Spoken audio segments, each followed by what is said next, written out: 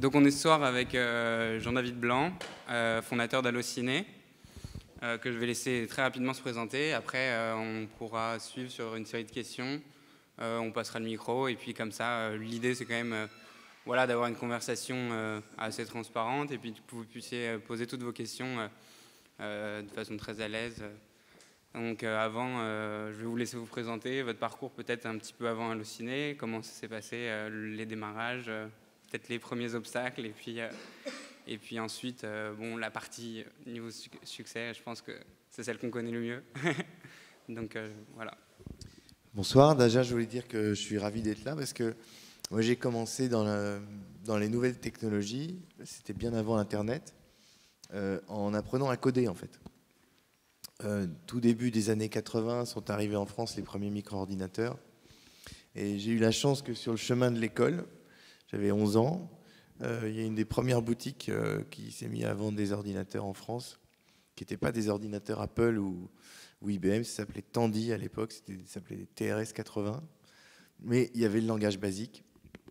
Et j'étais fasciné en passant devant cette vitrine et voyant un écran relié à un clavier. À l'époque, ce qui existait comme clavier, c'était des machines à écrire. Et donc, je suis entré dans le magasin et le patron du magasin était vraiment sympa. Il m'a dit, qu'est-ce que tu fais là? Ben, je vais à l'école. Et toi, qu'est-ce que tu vends? Ben, je vends un truc qui s'appelle un ordinateur. Et pour moi, à l'époque, l'ordinateur le plus sophistiqué, c'était la calculatrice programmable, avec laquelle j'avais déjà commencé à jouer. Et je lui ai demandé si je pouvais essayer de m'asseoir devant et essayer de comprendre comment ça marche. Et il m'a dit, lis d'abord ça, puis reviens demain. Il m'a filé une doc qui devait faire 200 pages en anglais, que j'ai lu toute la nuit. Le lendemain, je suis revenu et j'ai commencé à jouer avec les ordinateurs de cette boutique. Et petit à petit, je commençais à savoir presque mieux m'en servir que les vendeurs, même assez rapidement, même beaucoup mieux. Justement parce que j'avais appris à coder. Comme on est dans la maison du code ici, je retrouve un peu les racines de ce qui m'a fait commencer. Voilà.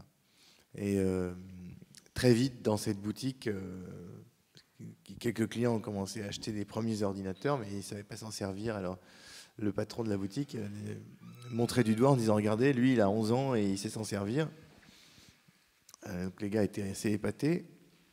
Et discrètement, il venait me voir en disant « Mais tu pourrais me donner des cours, m'expliquer comment ça marche ?» Et j'ai commencé à gagner de l'argent comme ça.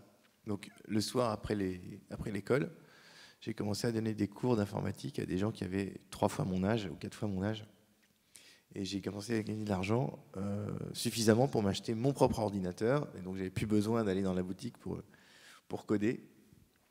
Et j'ai commencé à d'abord donner des cours, puis ensuite à vendre des programmes que je développais moi-même. À 12 ans? Comment? À 12 ans. Ouais, j'étais à 11, 12, 13, à peu près dans ces eaux-là, ouais. Ok, tout va bien. Et puis, j'ai commencé à comprendre qu'il y avait d'autres gens qui avaient mon âge ou un peu plus, enfin qui étaient ados, quoi, et qui faisaient les mêmes découvertes que moi. On était dans les années 84, 85. Et on commençait à former des mini-clubs, quoi. C'est pas vraiment des clubs formels, mais des regroupements où des passionnés de cette nouvelle machine qui arrivait à l'époque se retrouvaient. Alors, il y avait un salon qui s'appelait le CICOB à l'époque, qui était le salon des grands photocopieurs, qui commençait à se spécialiser dans la micro-informatique. Quelques années plus tard, il n'y avait plus du tout de photocopieurs, il y avait quasiment que des ordinateurs. Et donc on se retrouvait au CICOB et on voyait les nouveaux ordinateurs qui sortaient. Voilà. Donc il y avait un petit club d'une dizaine, quinzaine de personnes, dont moi j'étais même le plus jeune, de passionnés de cette machine qui on sentait allait révolutionner un peu le monde parce que c'était la première machine qui permettait de penser, quoi, d'une certaine manière, de faire autre chose que des choses automatiques, mécaniques en tout cas. Donc j'ai commencé comme ça. Et puis très vite j'ai gagné beaucoup d'argent, enfin pour mon âge en tout cas. J'ai un peu laissé de côté l'école, bien que je continue à aller à l'école, mais le plus vite possible pour pouvoir retourner à l'ordinateur. Et j'ai eu suffisamment de clients, je ne pouvais plus continuer comme ça à prendre 50 francs comme ça en liquide, il a fallu que je crée une société. Donc j'ai été voir mes parents, je leur ai dit, faut que je crée une société. J'avais 15 ans. À l'époque, c'était, et même toujours aujourd'hui, il fallait être majeur pour créer une société. Donc c'est ma mère qui signait les papiers. J'ai commencé à gagner vraiment pas mal d'argent. Donc je continue à former des gens qui voulaient connaître l'informatique. J'ai été embauché par une école d'informatique où je devenais prof. La première fois que je corrigeais des copies, alors que jusque-là, on avait corrigé les miennes. Et surtout, je développais pas mal pour des gens qui avaient besoin de programmes pour utiliser leurs ordinateurs. Et puis, avec un copain qui avait 2 ans de plus que moi, on a découvert le modem. Le modem, c'est cet appareil qu'on branche à un ordinateur et qui permet de le connecter à un autre ordinateur par le biais du téléphone. Aujourd'hui, on a Internet, on ne sait même plus ce que c'est qu'un modem, parce que tout est connecté, mais à l'époque, c'était magique. Et on a commencé donc c'est acheté chacun un modem, et on arrivait à connecter à distance nos 2 ordinateurs, donc on pouvait s'échanger des fichiers, des programmes. Et c'est comme ça qu'on a découvert ce qu'on appelait à l'époque la télématique, et donc la possibilité de communiquer à distance. Et on s'est dit, tiens, si on faisait un ordinateur qui répond au téléphone et qui permet à d'autres gens qu'on connaît ou qu'on ne connaît pas de se connecter à notre... à l'époque, on ne savait pas que ça allait s'appeler serveur, mais c'était ça en fait, pour pouvoir y déposer des messages, des programmes, des fichiers, etc., etc. Donc on a créé ce qu'on a appelé un micro-serveur. Micro parce qu'en fait, il ne pouvait y avoir qu'une seule personne connectée en même temps, sinon quand vous appeliez, ça sonnait occupé. Et on a créé un micro-serveur qui s'est appelé Futura. Et on l'a symbolisé par le nom d'une ville, une ville virtuelle qui s'appelait Futura. Quand vous connectiez à Futura, il fallait sortir sa carte d'identité. Alors la carte d'identité, c'était avoir un pseudo et un mot de passe. C'était le gardien de la ville qui vous demandait le pseudo et le mot de passe avant d'entrer. Et puis à l'intérieur, vous aviez les PTT. À l'époque, c'était comme ça qu'on appelait la poste. En France, vous pouviez déposer un message pour quelqu'un d'autre qui viendrait plus tard se connecter à Futura. Il y avait des forums où vous pouviez laisser des messages visibles par tout le monde.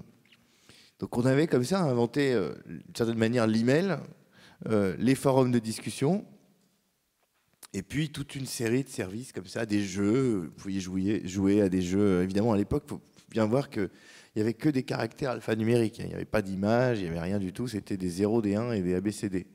Mais malgré tout, on était assez créatifs et on avait imaginé pas mal de fonctionnalités au service. Jusqu'à ce qu'un jour, il y a le directeur du marketing d'Apple France, à l'époque, qui s'appelait à ce moment-là François Benveniste, qui était devenu un utilisateur assidu de Futura et qui nous laisse un message et qui dit « Votre service est génial, est-ce que vous avez besoin d'un coup de main? Je vais vous sponsoriser. » Donc nous, super contents.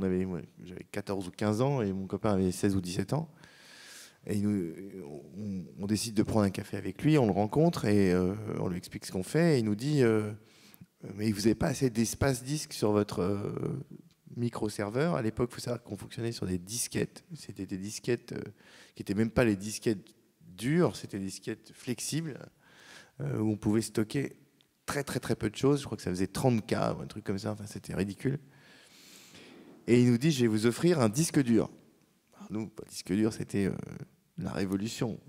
Il devait faire gentiment 500K le disque dur, mais c'était extraordinaire. Donc on a pu rajouter des services, etc. Et puis quelques mois plus tard, ce même François nous a rappelé en disant, j'ai quitté Apple et je suis devenu patron du marketing d'une marque de cigarettes, qui était Marlboro à l'époque, et notamment en charge du sponsoring de tout ce qui est sport mécanique, c'est-à-dire la Formule 1, la moto, les rallyes et la Formule 3000. Notamment, ils étaient sponsors de l'écurie qui était en Formule 1, la grande écurie de l'époque, qui était l'écurie McLaren, qui avait comme pilote Ayrton Senna et Alain Prost.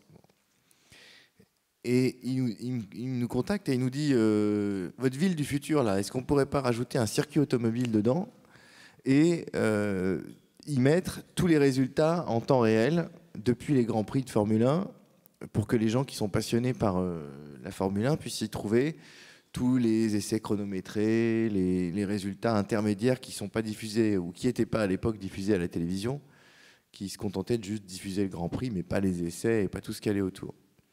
Et il nous dit, mais je voudrais que vous constituiez une société, que vous embauchiez des gens qui aillent sur les Grands Prix, qui vous envoient les résultats par fax. C'était le tout début du fax à l'époque.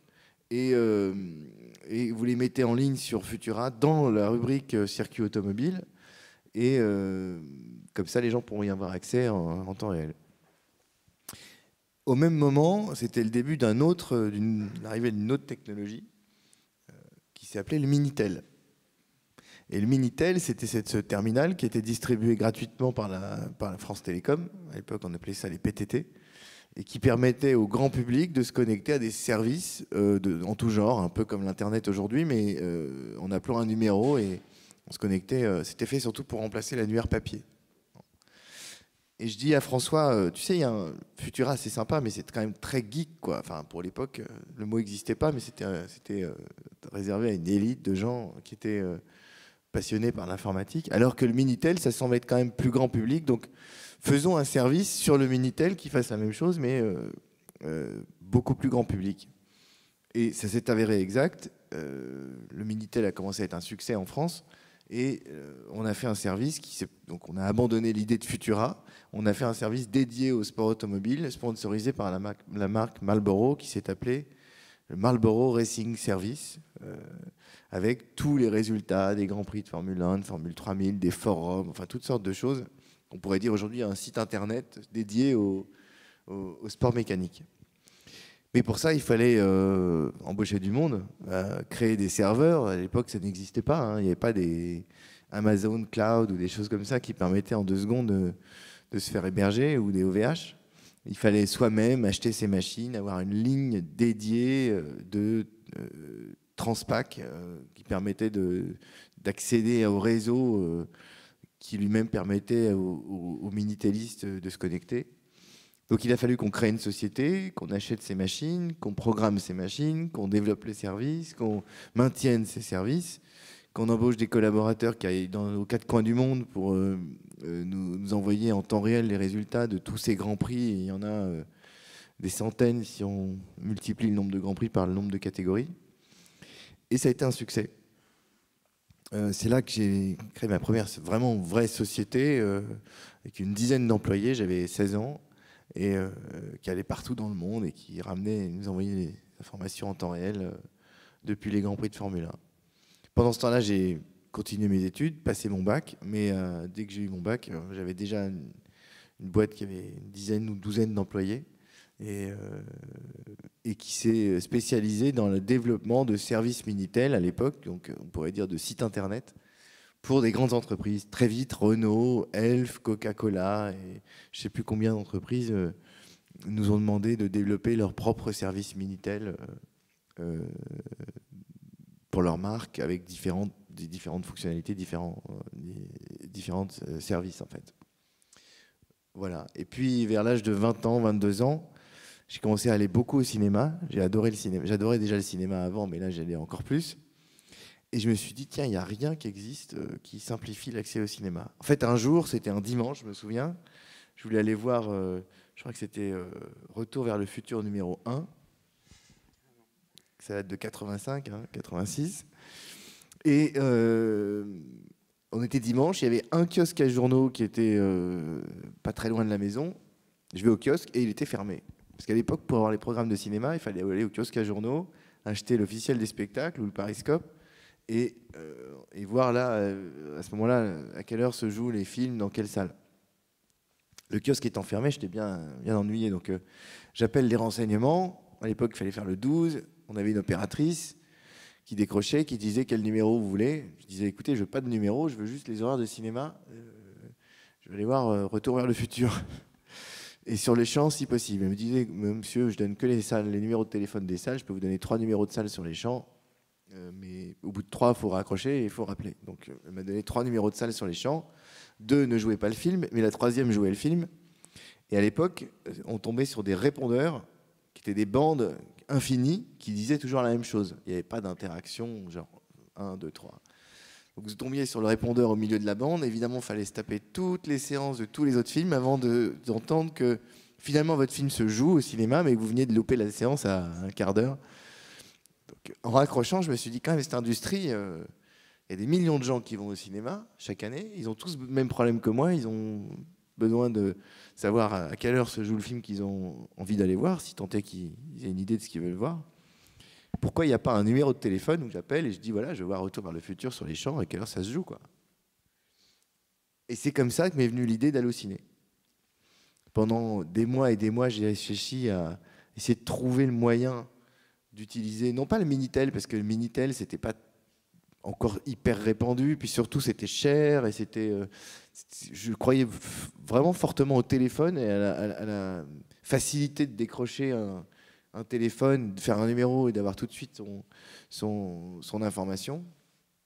Donc pendant plusieurs mois, j'ai essayé d'imaginer un service automatisé, donc sans opératrice ou opérateur, permettant, avec les touches du téléphone, de pouvoir rapidement trouver les horaires d'un film dans un quartier en particulier. C'est pas évident, parce que quand vous réfléchissez à ça, rien qu'à Paris, il y a 300 salles de cinéma, ça représente 1500 écrans différents qui projettent chacun un film qui n'est pas toujours différent, mais une grosse quantité de films, 5 fois par jour. Donc ça fait chaque jour des milliers de possibilités différentes pour indiquer finalement arriver au résultat que l'utilisateur va avoir. Et les moyens de navigation sont juste les 10 touches du clavier du téléphone. 11 touches ou 12 touches d'ailleurs, si on tient compte de l'étoile et du dièse. Comment arriver en moins d'une minute par téléphone, juste avec une interface vocale et les touches d'un clavier de téléphone, à donner l'information que la personne cherche sur autant d'écrans, avec autant de possibilités différentes. Ah, vous aviez déjà le sens de l'UX, hein, est-ce que je vois? Là, avec le vocal, l'UX est réduit à l'essentiel. Hein. On n'a pas des listes. Et en plus, on ne peut pas taper le titre d'un film, donc il fallait être hyper créatif. J'avais remarqué que sur les touches du téléphone, il y avait des lettres qui étaient indiquées, genre ABC sur le 2, DEF sur le 3, etc. etc. Et en fait, en tweakant le système, en disant aux gens, en tapant les 3 premières lettres du titre du film, en utilisant le clavier du téléphone, ce que les gens ont assez vite compris, on réduisait considérablement le nombre de possibilités, ce qui fait que très vite, en disant aux gens, tapez les 3 premières lettres du titre du film que vous voulez voir, s'ils tapaient RET, en tout cas les chiffres qui correspondaient à ces lettres sur le clavier du téléphone, ça réduisait considérablement le champ et on pouvait dire, si vous avez voulu dire Retour vers le futur, machin, etc., les gens trouvaient assez vite, en fait. Et puis, évidemment, on classait les films par popularité, c'est-à-dire le nombre d'écrans qu'ils projetaient. Donc très vite, les gens tombaient sur le bon film. Et ensuite, en demandant aux gens de taper leur code postal, là, pour le coup, c'est numérique, très vite, on disait, voilà, ça se joue là, là et là, quoi.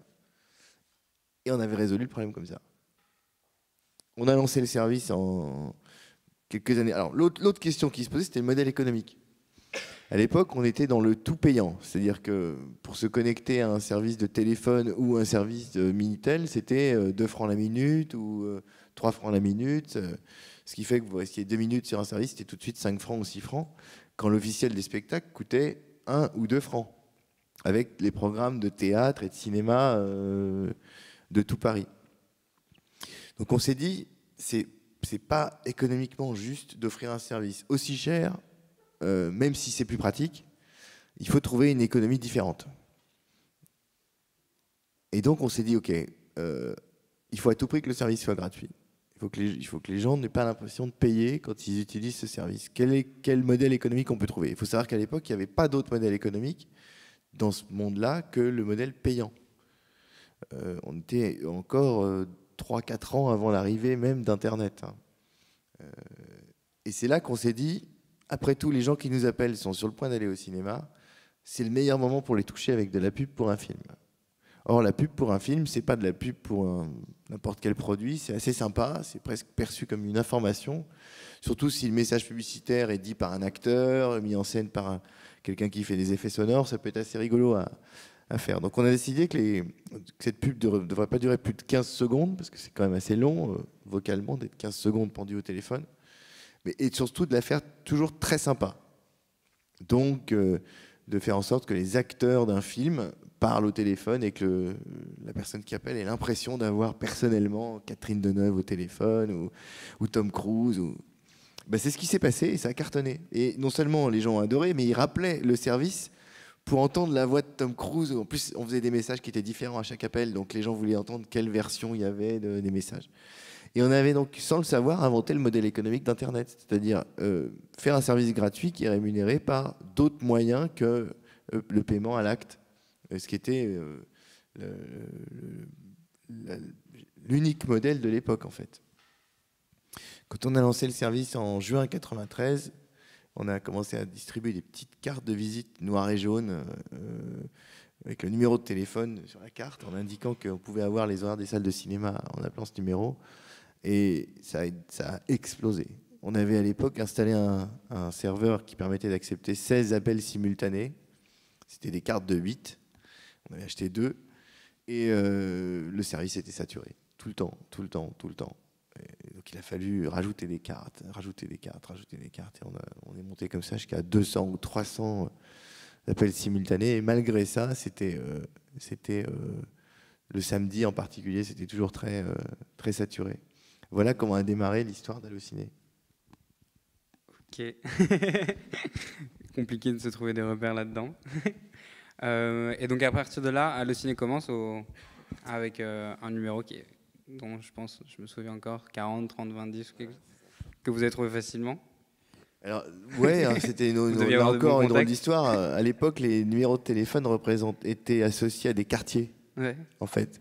Et aujourd'hui, on peut demander à peu près n'importe quel numéro. S'il est dispo, France Télécom vous le câble là où vous êtes. Mais à l'époque, c'était pas du tout ça. C'était le 01 40, il était dans le 20e arrondissement. Le 01 46, machin, c'était tel quartier, etc. Donc j'ai fonctionné à l'envers, en fait. Je cherchais un numéro qui était très mémorisable.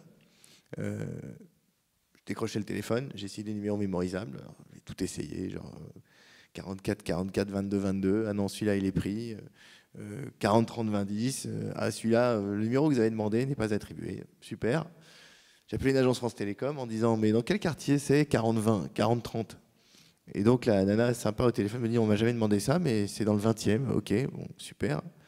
Et je cherche 40, 30, 20, 10. Est-ce que c'est une rue particulière? Elle me dit, oui, c'est un numéro, il est plutôt câblé dans telle rue, numéro pair ou impair. Je fais, bon, gardez-le moi. Elle me dit, je lui dis, je vais souscrire. Elle me dit, mais vous habitez dans cette rue-là? Je dis, oui, je vous rappelle dans 5 minutes, je vous donne mon adresse. J'ai appelé une agence immobilière dans le quartier. Je dis, je cherche un appartement ou un studio dans cette rue-là, entre tel numéro et tel numéro. L'agence immobilière m'a dit, mais pourquoi ce numéro-là? On a beaucoup mieux en face. Non, je veux n'importe quoi, mais dans ce... Et c'est comme ça que j'ai rappelé France Télécom en disant, voilà, j'habite là, donc il faut me câbler le numéro à cet endroit-là. Et on a mis les serveurs d'Allociné dans une chambre de bonne toute pourrie, dans un immeuble tout pourri du 20e arrondissement, pour avoir ce numéro de téléphone. Et donc pour lancer à ce moment-là, il y a dû y avoir des levées, des choses comme ça ou... À l'époque, ça n'existait pas. Il n'y avait pas de levée. L'écosystème n'existait pas comme ça. Non, il n'y avait pas d'investisseurs. On s'est débrouillé comme on a pu. On a acheté nos serveurs. On a essayé de convaincre les distributeurs de cinéma qui pouvaient acheter de la pub ailleurs que sur des affiches et des couvertures de Pariscope. Certains, en particulier les Américains, ont tout de suite vu l'intérêt du truc. Mais surtout, ils ont entendu parler du succès, quoi. Enfin, ils voyaient bien que les gens autour d'eux commençaient à utiliser le service, que ça faisait un bouche à oreille de dingue, c'était hyper viral. Les gens se filaient le tuyau entre eux. Dis donc, t'as vu ce nouveau service qui démarre et voilà, et ça a démarré comme ça. Vous n'avez pas tant que ça eu à trouver la crédibilité, c'est plus le bouche à oreille qui vous a apporté les clients. Ouais, c'est une énorme viralité. Ouais. C'est les uns et les autres qui se recommandaient le service. Après, on a cherché d'autres modèles économiques et on s'est rendu compte que les gens en fait raccrochaient après avoir entendu l'horaire de la première salle, de la première séance qui les intéressait. Donc typiquement, tu tapes Retour vers le futur, Champs-Élysées, t'entends UGC Normandie, 17h, hop, tu raccroches. T'attends pas qu'on te dise Gaumont-Marignan 17h10 quoi. Donc on s'est dit tiens, si on inversait les salles et qu'on disait d'abord Gaumont-Marignan avant UGC, ça se trouve ça allait changer le trafic en fait. Ça allait envoyer des gens plus vers Gaumont qu'UGC ou vice versa. Et on a commencé à faire des études, à mettre des gens devant les salles de cinéma et à interroger les gens en leur disant mais vous venez, comment vous avez eu la séance? Et les gens qui disaient sur Allociné, par téléphone, en fait, quand on inversait donc les salles, on se rendait compte que le trafic augmentait considérablement dans la salle. Donc on a été voir UGC et Gaumont, on leur dit voilà, on a fait une étude. Si on vous cite d'abord, on vous envoie des gens. Voilà, telle séance, ça représente 40 clients. L'autre, c'est 40, 70 clients. À la fin de la semaine, ça fait 1000 clients, quoi. À 10 francs le ticket, c'est pas mal d'argent, quoi. Qui va pas chez vos concurrents et qui va chez vous. Gaumont nous a dit, vous avez été voir UGC? Je dis, on a rendez-vous. Ils nous ont dit, c'est pas la peine, on vous achète 5 ans d'exclusivité pour être cité en premier. Et donc, on a signé comme ça un deal avec Gaumont. Ce qui fait que Gaumont était cité en premier dans les quartiers où il y avait plusieurs salles, mais surtout, on avait, sans le savoir, inventé le modèle de l'AdWords, en fait. C'est-à-dire de citer en premier, par rapport à une recherche, un acteur plutôt qu'un autre. Donc, on avait deux modèles, qui étaient le modèle de la publicité, on pourrait dire la bannière publicitaire sur Internet, et puis le modèle de l'AdWords, qui était le classement privilégié, de citer en premier un annonceur plutôt que... Enfin, le résultat d'une recherche plutôt qu'une autre. Et là, on n'avait pas le choix, puisque comme c'est vocal, c'est forcément séquentiel. Donc, voilà. Et puis après, on s'est dit, mais on aimerait apporter d'autres services aux gens qui vont au cinéma. Qu'est-ce qui pourrait être génial quand on va au cinéma? À l'époque, il faut savoir que quand on allait au cinéma, on avait l'horaire, la salle, il fallait se mettre dans une queue et puis attendre que la séance ouvre, acheter son billet d'abord, puis retourner et faire la queue avant d'entrer dans la salle. Et puis si la queue était trop longue, tant pis, on avait raté la séance. Donc on s'est dit, notamment avec Gaumont, on pourrait apporter un service nouveau qui consisterait à acheter sa place à l'avance ou réserver sa place à l'avance pour pouvoir être sûr de ne pas rater la séance quand on arrive au cinéma. Ils nous ont dit, mais jamais ça marchera. La réservation, c'est que au théâtre. Ça ne s'est jamais vu dans le cinéma. Personne ne va jamais réserver son billet. On a dit, ouais, on va essayer.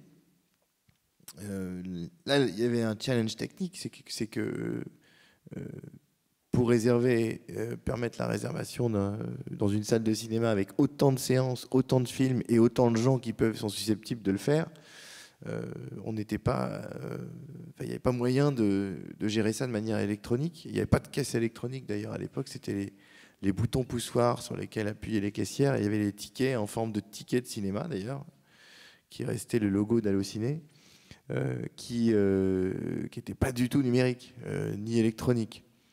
Donc il a fallu être créatif et se dire comment inventer un système de réservation qui n'est pas connecté à un système de gestion, qui d'ailleurs à l'époque n'existait pas, mais tout en donnant au consommateur, à l'utilisateur, la capacité une sensation de fluidité totale dans l'acte de réservation.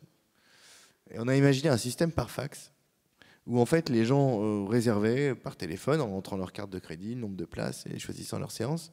Et on concentrait l'ensemble de ces réservations sur un fax qu'on avait installé dans chaque salle de cinéma. Et juste avant chaque séance, 10 minutes, un quart d'heure avant chaque séance, on envoyait un fax à la salle en lui disant voilà, il y a 17 personnes qui vont arriver.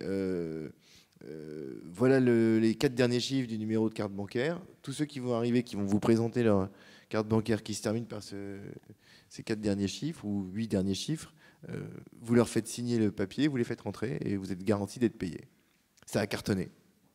Ça a littéralement cartonné. Les gens ont découvert la notion de réservation. Là. Pour vous, ça vous paraît naturel, parce que vous avez toujours connu la réservation sur les bornes, etc., etc. Mais à l'époque, c'était une révolution, quoi.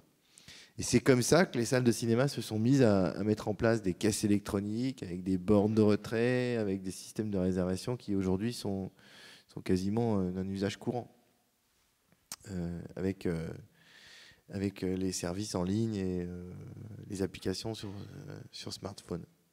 Et puis, en 95, je vois arriver un nouveau truc qui s'appelle Internet, qui était un peu équivalent de ce qu'on avait fait avec Futura une dizaine d'années avant, et qui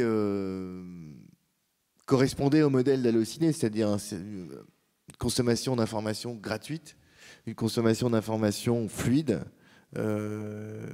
accessible à partir d'un autre média qui était non plus le téléphone, mais un écran et un clavier. Donc avec des opportunités de faire d'autres choses, de montrer d'autres choses. Pas juste un horaire, un film et une salle, mais un résumé de film, éventuellement de permettre aux gens de dialoguer autour d'un film, peut-être même de montrer une petite affiche du film. Il faut savoir qu'à l'époque, les images, c'était des timbres-poste. Hein. On parlait évidemment pas de vidéo. Donc, on s'est dit, tiens, on va lancer Allociné sur Internet. Ça correspond plus à notre modèle que le Minitel. Et donc, on a annoncé qu'on allait lancer Allociné sur Internet. On a mis 6 mois. Là encore, il fallait acheter ses propres serveurs.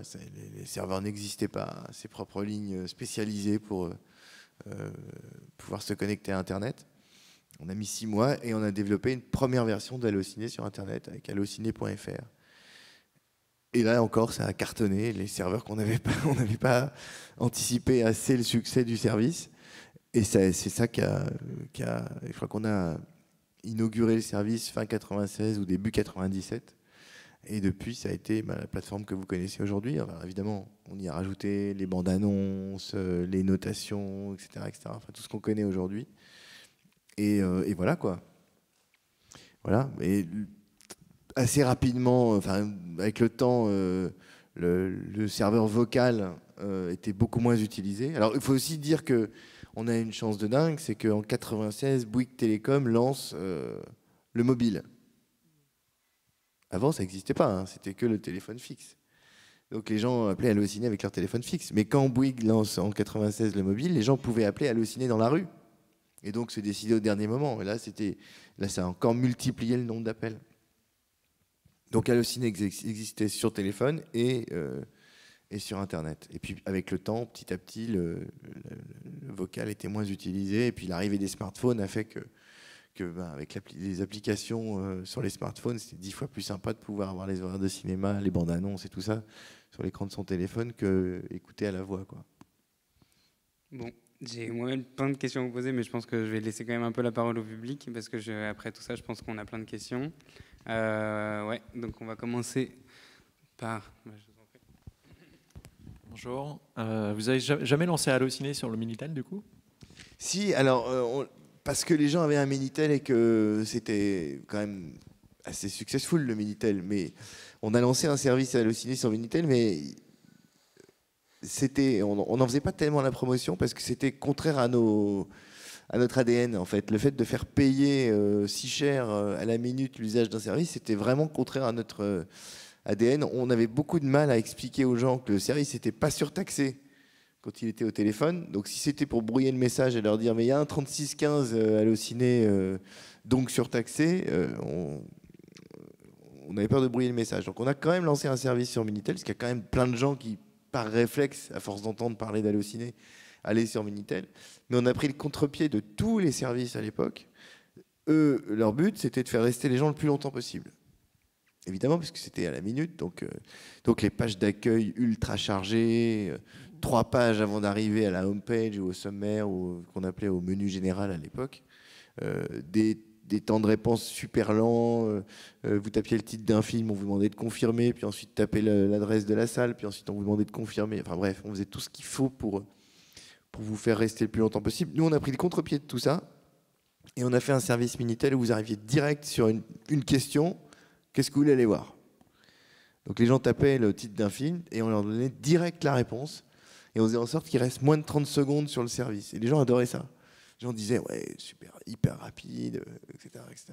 Donc oui, on a lancé un service Minitel, volontairement à contre-pied de ce que faisait l'industrie à l'époque dans la télématique.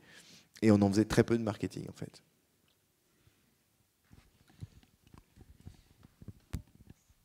C'est une question très opérationnelle, mais vous avez démarché des cinémas.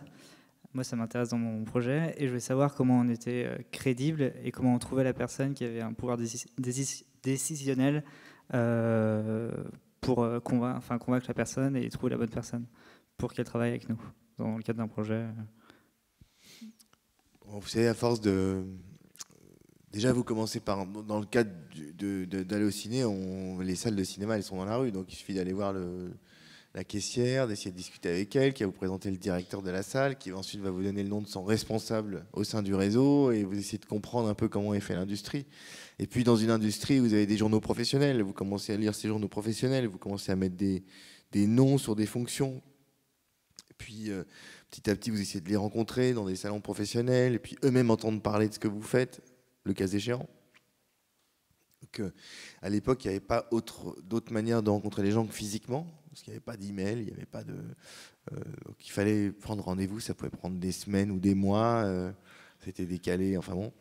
Aujourd'hui, c'est beaucoup plus facile, hein. Vous allez sur LinkedIn ou Facebook, et puis vous tapez le nom de quelqu'un ou une fonction, et il vous donne tout de suite, vous pouvez lui faire un email tout de suite, donc c'est plus facile. Et voilà comment on a fait. Hein. Bonsoir, je voulais simplement savoir qu'est-ce que c'était Molotov, votre nouveau projet, et en quoi ça se différenciait de l'offre existante, notamment toutes les offres OTT, ce qui existe avec Canal Play, Netflix. Alors Molotov, c'est un projet sur lequel on travaille avec Pierre Lescure et d'autres depuis maintenant presque 3 ans, qui a une ambition qui est celle de changer la façon dont on accède à la télévision. Donc on n'est pas dans le monde de la VOD ou de la SVOD que vous évoquez, qui est celui de Canal Play ou Netflix. On est vraiment dans le monde de la télé. Et qu'est-ce qu'on a voulu faire ? En fait, on est parti d'un constat qui est celui que la télévision a considérablement évolué, notamment ces 20 dernières années. Il faut voir ce que c'était la télévision. Dans les années 50-60, la télé, c'était une chaîne de télé. Vous allumiez le poste, vous regardez ce qui se passait, ça vous plaît, vous restez, ça vous plaît pas, vous coupez. Puis quelques années plus tard, il y a eu 2 puis 3 chaînes. Je crois que la 3e chaîne est venue beaucoup plus tard, mais et puis si ce que vous aimiez pas, ça vous plaisait pas, au lieu d'éteindre, vous passiez à la 2e et puis à la 3e. Bon, ça a duré comme ça pendant beaucoup d'années, jusque dans les années 80 où la 4e chaîne est arrivée avec Canal+ en 84, puis la 5e et la 6e chaîne dans les années qui ont suivi. Donc la télécommande vous a permis de zapper entre les chaînes. Et ça a duré comme ça pendant encore pas loin de 10 ans, jusqu'à ce que le câble arrive et vous propose 12 chaînes. C'était génial. 12 chaînes, c'était magique. Bon. Donc là encore, on pouvait encore zapper dans les 12 chaînes et puis voir ce qui nous plaisait ou pas. Puis le magnétoscope est arrivé, permis d'enregistrer des programmes que vous ne pouviez pas voir parce que vous n'étiez pas devant. Et puis le satellite est arrivé. Puis de 12 chaînes, on est passé à 20, puis 30. Puis la DSL est arrivée. Et on est passé de 30 à 70, 80. Et puis maintenant, n'importe quel fournisseur d'accès à Internet vous offre 300 chaînes de télévision. Mais l'interface, elle n'a pas changé. Vous avez toujours la télécommande, vous zappez d'une chaîne à l'autre. Puis quand vous avez zappé sur 5-6 chaînes, vous êtes fatigué, vous n'avez rien trouvé. Vous dites, tiens, bon, je vais aller voir de l'info. Alors vous allez spécifiquement sur une chaîne d'info. Ou du cinéma, alors vous allez dans une chaîne de cinéma, mais il y en a 30, alors il faut zapper dans les 30. Puis quand vous zappez dedans, le film a déjà commencé, puis c'est pas forcément le bon film que vous vouliez voir. Tout ça pour dire que l'interface, qui est le zapping finalement, n'a pas changé depuis les années 50, alors que le nombre de chaînes, lui, est passé de 1, 2, 3 à 300. Donc l'interface en tant que telle n'est plus du tout adapté à l'offre, en fait. Ou alors, on n'a aucune idée ou aucun moyen d'accès réel à cette offre. Ça, c'est le premier constat. Il faut savoir en parallèle que, en termes de quantité de programmes, évidemment, ça s'est considérablement enrichi. L'offre s'est considérablement enrichie. Il y a en France, rien que pour la télévision gratuite, une offre en termes de valeur d'argent, les chaînes, l'ensemble des chaînes de la TNT dépensent entre 2,5 milliards et 3 milliards par an en grille de programmes, entre les films, l'information, les documentaires, enfin tout ce qui passe à la télé. Les chaînes payantes, c'est-à-dire les Canal+, les OCS, beIN Sport, etc., dépensent elles aussi pas loin de 3 milliards d'euros de programmes chaque année. Ce qui fait que l'offre audiovisuelle représente en France 6 milliards d'euros de programmes. 6 milliards d'euros de programmes, c'est considérable. La variété de cette offre est considérable. C'est pour ça qu'il y a 300 chaînes. On trouve aujourd'hui toutes sortes de programmes. Enfin, tout passe à la télévision et en particulier tout ce qui est de qualité, c'est-à-dire des programmes qui sont produits. Je pense à ça hein, quand je pense à YouTube, où il y a beaucoup de chats sur des skateboards, c'est très sympa, mais ce n'est pas des programmes qui coûtent cher à fabriquer. Alors qu'à la télé, il n'y a quasiment que des programmes qui coûtent cher ou très cher à fabriquer. Bon. Donc, fort de ce constat, une interface qui n'a pas changé, une offre de programme qui est extrêmement riche, extrêmement variée, et aussi fort du constat que depuis 10 ans, les usages ont évolué en général, c'est-à-dire on ne consomme plus la musique comme on le faisait il y a 10 ans. Hein. On aime bien accéder à l'information de manière différente d'il y a 10 ans. On accède à ses emails de manière, on communique de manière différente d'il y a 10 ans. Donc les usages eux-mêmes ont évolué. Les gens veulent de l'instantanéité, veulent maîtriser leur temps. Voilà. Donc on a une dichotomie entre l'interface de la télévision, la richesse de programmes qui vient noyer cette interface et les usages qui ont évolué et les attentes qui vont avec. Dans la musique, il y a eu des services qui sont nés et qui répondent à cette demande, Spotify, Deezer, pour ne pas les citer. Dans la vidéo, le monde de la vidéo, qui n'est pas celui de la télévision, il y a YouTube, Netflix ou Canal Play qui ont apporté ces réponses. Mais dans le monde de la télévision, c'est-à-dire le monde du flux de programmes, il n'y a pas eu grand-chose, quoi. Il n'y a pas eu d'offre qui a essayé de changer dans la façon dont on accède à la télévision. Et c'est ça qu'on essaye d'inventer chez Molotov, c'est-à-dire une façon différente d'accéder à cette offre gigantesque de la télévision. Voilà. Mais alors justement, la répartition de cette création de valeur, elle est quand même vachement inégalitaire, non? Enfin, vous mettez sur TF1, France 2, c'est pas les mêmes programmes que sur Equidia ou Chasse et Pêche. Quel besoin, en fait, quel besoin a été identifié pour créer Molotov? Ce que vous voulez dire, c'est qu'il faudrait retourner à 3 chaînes? Non, moi je regarde pas la télé. Voilà. Vous regardez pas la télé parce que c'est chiant de regarder la télé, parce que vous tombez jamais sur le programme que vous pourriez vouloir voir. Si par chance vous tombez dessus, c'est déjà démarré. C'est peut-être plus de chances de gagner au loto que de tomber au début d'un programme génial que vous aviez peut-être envie de voir aujourd'hui à la télé. L'idée, c'est justement de rassembler cette richesse avec les outils ou les moyens, en tout cas l'interface qu'on attend d'aujourd'hui, qui permet de maîtriser son temps et surtout de voir la dimension de la quantité d'offres qu'il y a à la télévision. Ok, je vais faire en sorte de donner le micro. Il y a beaucoup de questions dans l'ordre dans lequel j'ai vu les mains se lever. Donc, en tout cas, nous, on a cette ambition. On va voir si on a trouvé la formule, mais on a cette ambition. Donc levez bien votre main quand vous avez une question. Il y en avait une.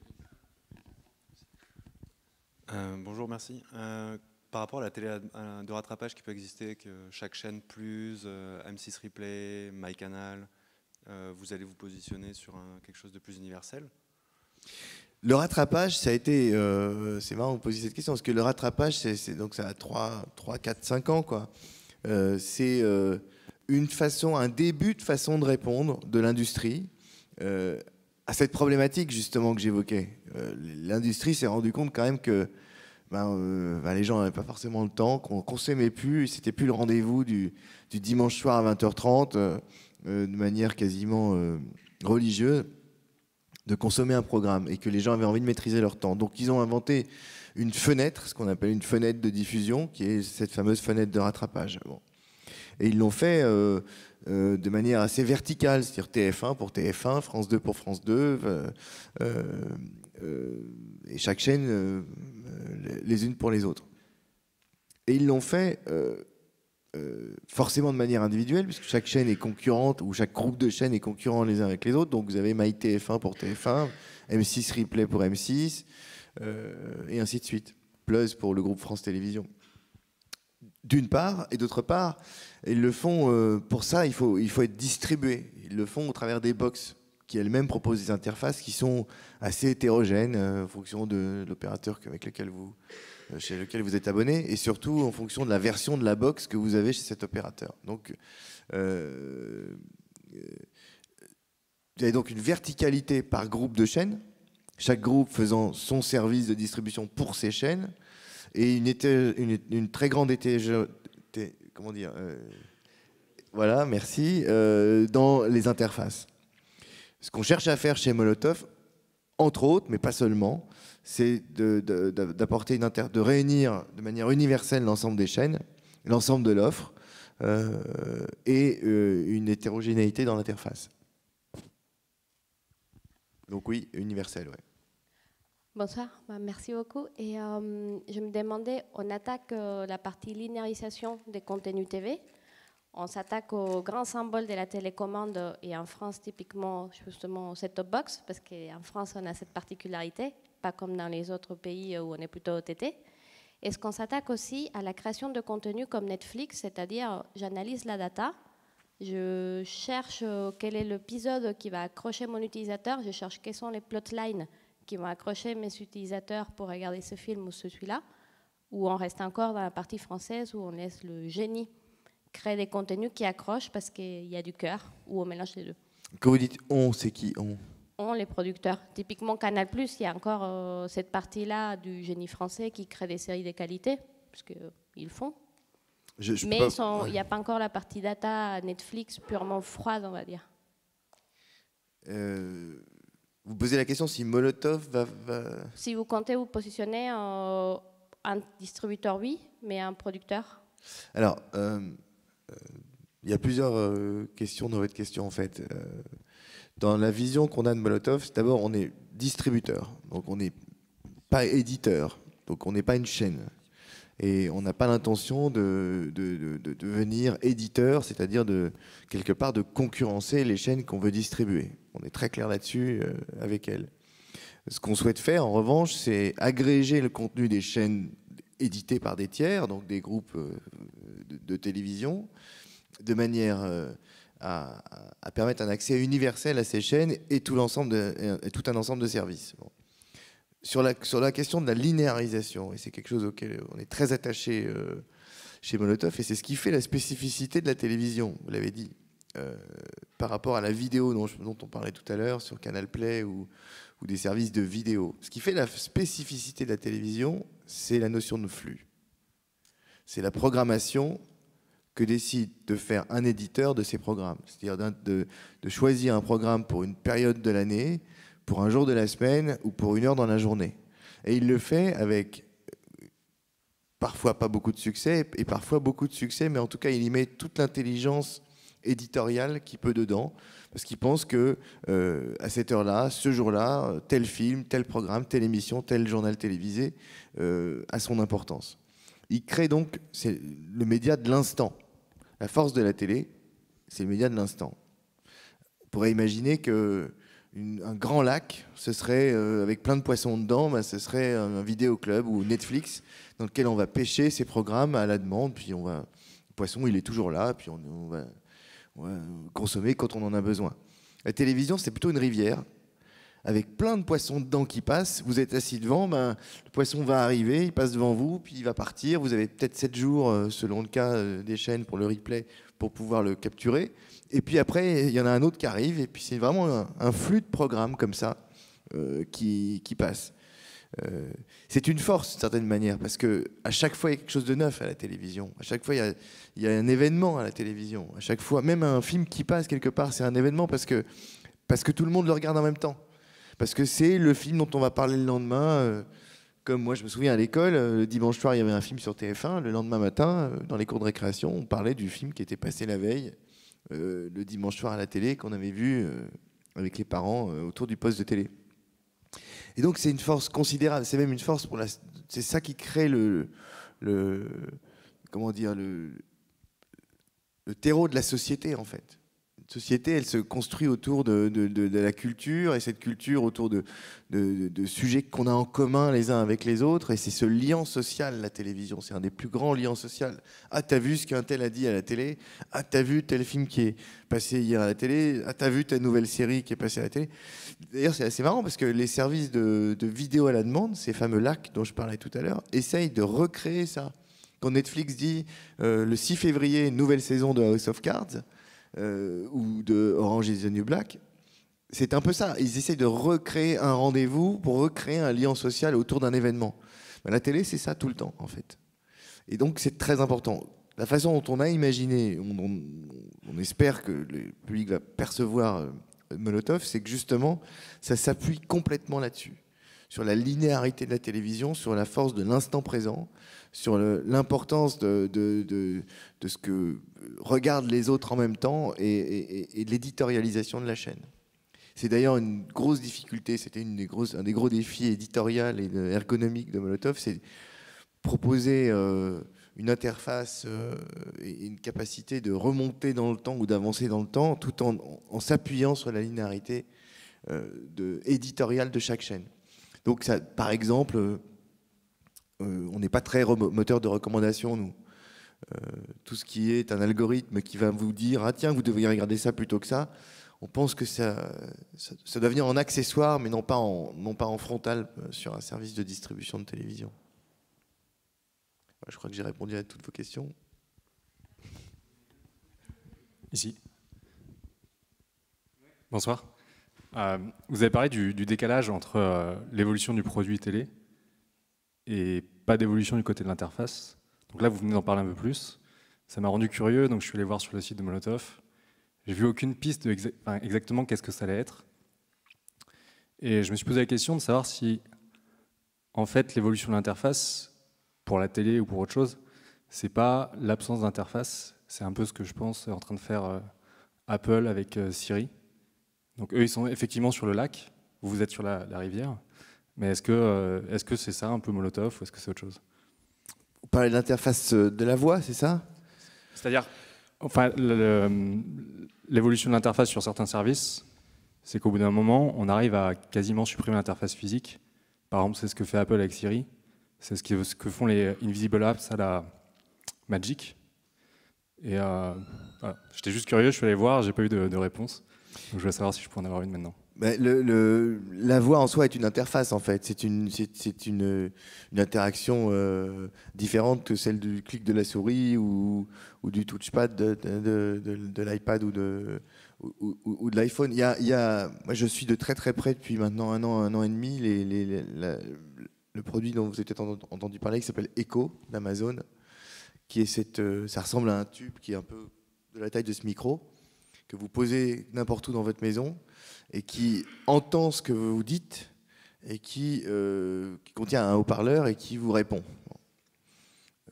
Pour moi, c'est la nouvelle interface absolue, une nouvelle révolution dans l'interface homme-machine qu'on peut imaginer aujourd'hui, qui n'était pas envisageable il y a encore 2 ans, hein, parce que depuis 2 ans, les progrès en reconnaissance vocale ont fait des bons considérables, justement par l'intégration de Siri et de Google Voice dans les smartphones pour les questions d'échantillonnage, etc. Mais aujourd'hui, il est possible de reconnaître ce qu'on dit et de pouvoir répondre.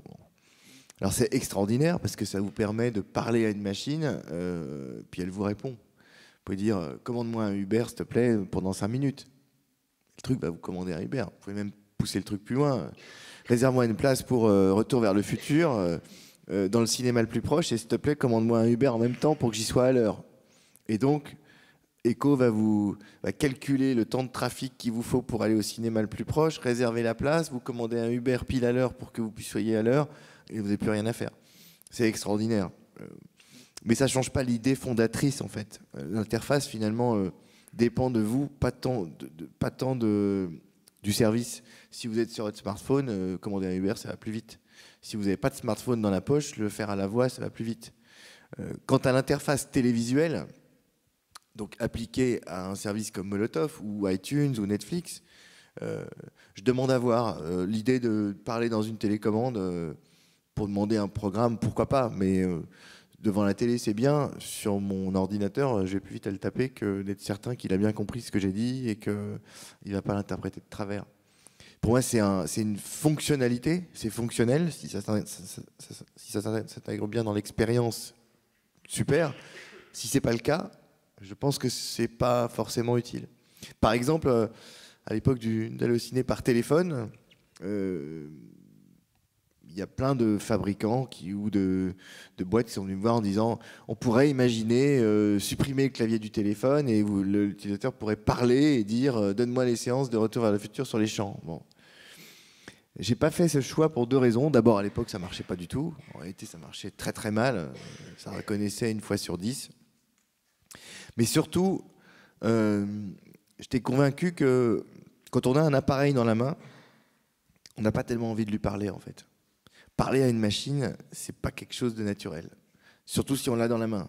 On préfère taper dessus, naviguer avec le doigt ou une souris. Là où Echo m'intéresse, et effectivement, pour le coup, là, je pense qu'il y a une vraie opportunité, c'est que pour le coup, on n'a pas la machine dans la main. On est quelque part et on parle, et elle nous répond. Et donc la seule interface possible, c'est la voix. Il y a deux endroits où ça marche.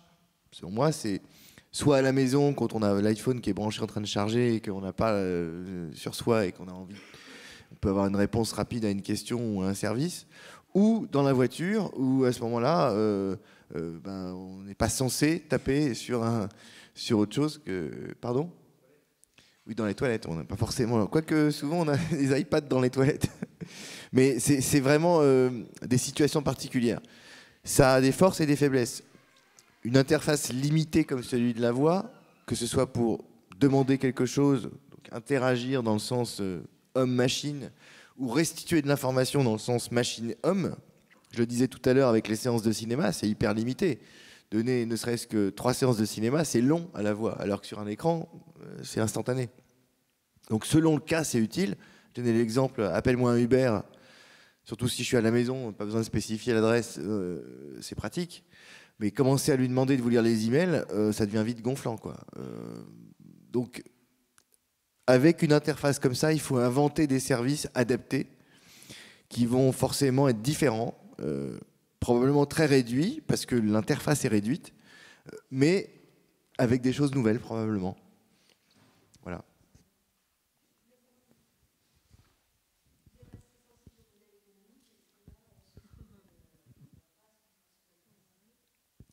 Vous parlez de Echo ou vous parlez de... Ah de Molotov. On va annoncer dans les semaines qui viennent la façon dont ça va fonctionner. Pour déjà vous en dire un peu plus, on va être sur un modèle freemium. Donc gratuit et payant. Bonsoir. Vous avez parlé de l'évolution de la télé depuis les années 50. J'ai l'impression que la télé, c'est un média qui se regarde beaucoup de nombril et qui n'a pas su embrasser la révolution techno qu'il y a eu depuis 95. Ils sont plutôt restés à se regarder. Alors, ils ont multiplié les pains.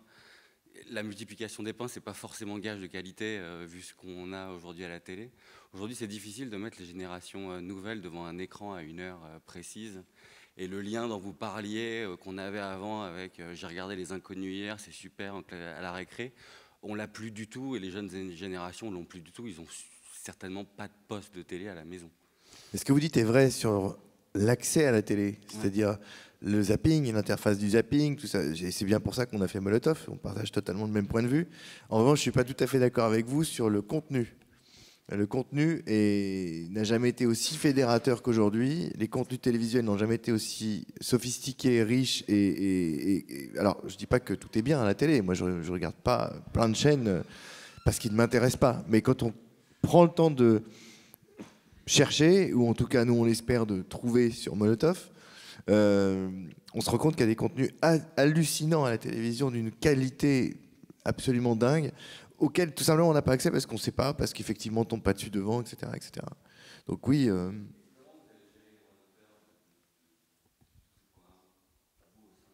Nous on est distributeur, donc on n'a pas de droit d'auteur à gérer, on n'est pas éditeur, c'est l'éditeur qui gère les droits d'auteur, on est distributeur. On est diffuseur, mais pas. C'est comme si vous demandiez à TDF comment vous gérez les droits d'auteur. TDF, il transporte un signal. On fait un peu ce que fait TDF, mais de manière différente. Bonsoir, merci pour le témoignage. Je vais rejoindre un petit peu ce que disait le jeune homme. Là, on est revenu sur toute l'histoire du siècle dernier. Mais moi, je constate quelque chose au niveau social depuis le siècle dernier, c'est qu'on est passé des usages qui étaient des usages foyers à tout ce qui est en usage particulier. On va parler du Walkman, qui a été notre génération. On est passé de la musique qu'on écoutait dans le salon au Walkman, qui était une musique individuelle, donc APR, MP3, etc. Ça a été exactement la même chose pour le téléphone. On est passé d'un usage du téléphone au milieu du salon à un usage tout à fait personnel, ce qui fait que ça a explosé les ventes. On a eu exactement la même chose avec l'ordinateur, qui est maintenant un ordinateur individuel. Et la télé n'est pas dans ce cas-là. Et c'est vrai que les jeunes, aujourd'hui, ne prennent pas, sauf quand c'est un événement, parce qu'il y a un lancement, il y a un buzz par rapport à une série ou par rapport à un événement sportif. Mais sinon, le reste du temps, c'est vraiment un usage de plus en plus particulier. Et je trouve que la télé n'a pas rejoint ça, comme la radio en partie. Et moi, je m'attendais plutôt à ce que ça soit vraiment pris en compte, le fait que, enfin je m'attends en tout cas, à ce que dans les années à venir, la télé devienne aussi un usage qui soit beaucoup plus particulier, où les gens choisissent ce qu'ils veulent, comme vous décrivez, mais sur un usage particulier. Je partage totalement votre avis, et pour remonter encore plus dans le temps, c'est Stéphane Richard qui me disait, il n'y a pas longtemps dans un meeting, quand j'ai présenté Molotov, qui me disait, vous savez, pour aller dans votre sens, le livre aussi, à l'époque, était un usage collectif. À l'époque, il y avait on lisait. En fait, au tout début du livre, les livres n'étaient pas individuels. Les gens ne lisaient pas seuls. C'était des salons de lecture. Vous aviez un lecteur qui lisait pour un groupe de lecture. Le livre, bien plus tard, est devenu un objet individuel. Et aujourd'hui, vous imaginez bien que c'est très rare les salons de lecture, et la plupart des gens lisent des livres de manière totalement individuelle. Pour parler du futur maintenant, on pense exactement la même chose. On pense à tel point que l'offre aujourd'hui de télévision telle qu'elle est distribuée, elle est faite autour d'un objet qui est la box. Quand vous vous abonnez à une chaîne de télévision, en fait, vous ne vous abonnez pas à une chaîne de télévision, vous abonnez votre box à cette chaîne de télévision. Et cette box, elle est attachée à votre mur, à un fil. Et en fait, c'est la box du salon, ou la box de la chambre, ou la box dans la salle de télévision, qui est elle-même abonnée à une chaîne ou une autre, ou qui enregistre un programme ou un autre. Donc, dans un cas d'un usage collectif. Là encore, le modèle qu'on imagine sur Molotov, c'est un usage totalement individuel, où c'est plus un foyer ou une box attachée à un lieu, comme à l'époque le téléphone filaire, mais c'est une personne, comme Spotify, Deezer, Netflix ou votre email. C'est donc attaché à une personne, et donc vous pouvez vous loguer sur le service de n'importe où, de n'importe quelle interface, que ce soit un smartphone, une télé connectée, un PC, un Mac ou une tablette. Et c'est donc attaché à une personne. Et vous avez raison, on le constate beaucoup. Les gens consomment maintenant individuellement la télévision. Déjà dans un foyer, vous avez peut-être deux ou trois enfants qui chacun regarde dans leur lit ou dans leur chambre, sur leur tablette ou leur PC, leur propre programme. Et même dans un couple, souvent on regarde la même série, mais on n'en est pas au même endroit. Donc il n'est pas rare qu'on est dans le lit, puis chacun avec son PC à regarder un truc différent, ou même la même série, mais à un moment différent. Donc la consommation se fait effectivement de manière de plus en plus individuelle. On va prendre peut-être une dernière question, et puis on va un peu plus d'entrain. Bonsoir, merci pour toutes ces histoires. Je voulais que vous nous parliez un peu plus de votre vente d'Allociné. En fait, comment ça s'est passé? Est-ce que c'est vous qui avez vendu directement à Webedia, ou vous l'aviez déjà vendu avant? Et comment vous avez vécu la chose? Est-ce que vous avez encore un lien aujourd'hui avec Allociné? J'ai créé Allociné en 93, et j'étais approché par le groupe Canal+ en 99. Donc, je venais de lever des fonds, pour le coup, parce qu'au moment où est arrivé Internet, et après le succès d'Allociné sur Internet, il commençait à y avoir des premiers fonds d'investissement qui investissaient dans des startups. Allociné était très visible à l'époque, et on avait des ambitions, donc on avait levé des fonds, et quelques semaines après avoir levé des fonds, je suis approché par le groupe Canal+, qui nous dit on est sur une grosse stratégie de rapprochement avec un énorme groupe américain qui s'appelle Universal, et on a besoin d'un service comme le vôtre et de compétences comme les vôtres pour développer une stratégie digitale dans le monde entier avec Universal sur l'Internet. Et à l'époque, je leur dis, bon, j'ai pas ni à vendre ni besoin d'argent. En revanche, et on est encore en 99, hein, je leur dis, j'ai une ambition, c'est qu'aujourd'hui on délivre des horaires de cinéma, adresses de salles, des affiches de films. On vient de mettre en place un nouveau système qui permet de voir les bandes annonces des films, ce qui était du jamais vu à l'époque. C'était le tout début des hauts débits. Et moi, je dis à Pierre Lescure, que j'ai rencontré à ce moment-là pour la première fois, je suis sûr qu'un jour on pourra regarder des films sur l'ordinateur, et j'ambitionne qu'Allociné permette de voir des films, pas simplement délivrer des séances ou des tickets de cinéma. Et je lui dis, si vous croyez à ça et que vous acceptez ce pari, alors ça m'intéresse de me rapprocher du groupe Canal+, et de développer ça au sein du groupe Canal+, d'autant plus si ça devient le groupe Vivendi Universal, puisqu'à ce moment-là, c'était en fait le rachat de Universal par Vivendi dont il était question. Et Pierre me dit, je comprends pas trop ce que vous me racontez, moi je suis en train d'installer un nouveau truc qui s'appelle le satellite, on vient de lancer Canal Satellite, mais bon, pourquoi pas. Je dis, on va créer ensemble Canal Digital. Et vous allez voir, ça sera l'avenir de la distribution de cinéma, de séries et de programmes télé. Je dis, super, faisons-le, génial. Donc c'est comme ça que le deal s'est fait, et Canal est entré au capital d'Allociné. Mais 2 ans plus tard, Pierre Lescure s'est fait virer par Jean-Marie Messier, qui lui-même s'est fait virer par les actionnaires de Vivendi. L'ambiance a un peu tourné au cauchemar, et j'ai décidé d'activer mon earn-out et de quitter à ce moment-là le groupe. Donc j'ai vendu le solde de mes actions en 2001. Voilà. Alors, pas mal de mes collaborateurs étaient restés chez Allociné pendant pas mal d'années. Après, moi, j'ai fait d'autres choses. J'ai fait beaucoup d'investissements dans des startups. C'était un des premiers business angels, comme on dit aujourd'hui, dans l'Internet. J'ai participé à la création de Mythique et plein d'autres boîtes depuis 2000. Allociné était revendu ensuite à un premier fonds d'investissement, puis à un deuxième, puis à un troisième, Webedia aujourd'hui.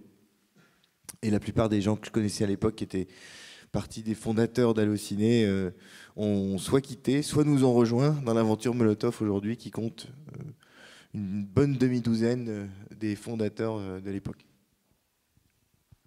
Bon, vous avez sûrement encore beaucoup de questions, mais l'apéro talk va s'achever ici. On espère que vous avez apprécié les locaux du wagon. Et puis, ouais, c'est très sympa. Et puis, merci à vous. Merci beaucoup d'avoir répondu à toutes nos questions. Et puis, vous pourrez peut-être poser quelques questions autour d'un verre, et puis il y a quelques verres qui sont dans le frigo si besoin, et si vous avez besoin de plus ample discussion. Merci beaucoup. Merci.